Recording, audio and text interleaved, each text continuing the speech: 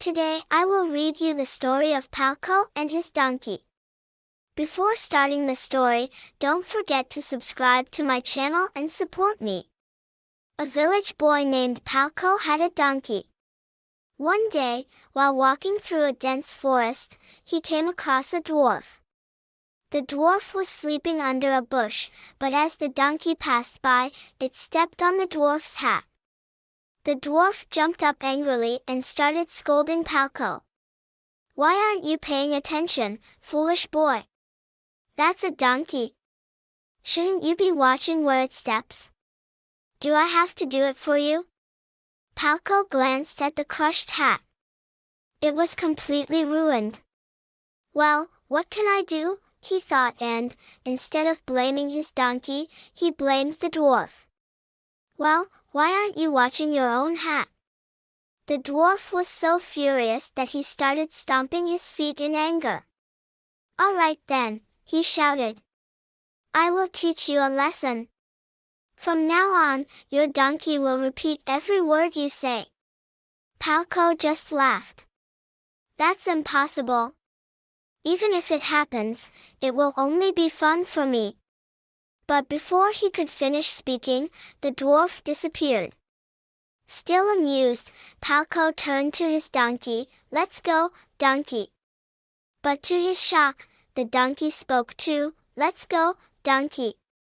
"Oh no, this is bad," thought Palko. "That dwarf really cursed me."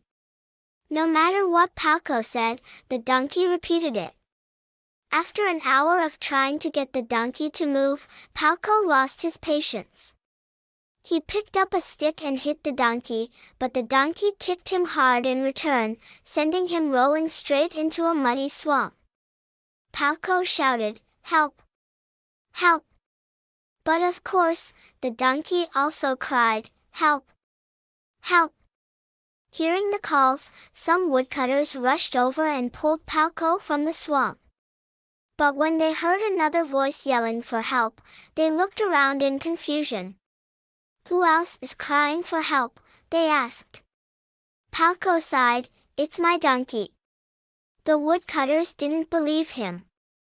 "A talking donkey? Don't lie to us. A liar like you should be judged by the king." So they took Palko to the palace. The king listened to the story and, thinking Palko was making up nonsense, sentenced him to prison. Realizing his mistake, Palko thought, "I deserve this for being unfair to the dwarf."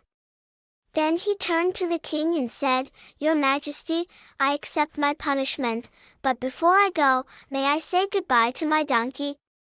The king agreed, and they brought in the donkey.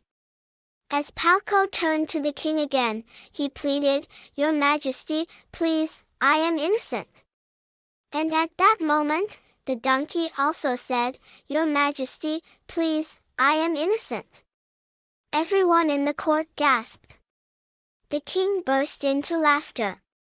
Now knowing Palko was telling the truth, the king invited him and his donkey to stay at the palace to entertain his guests.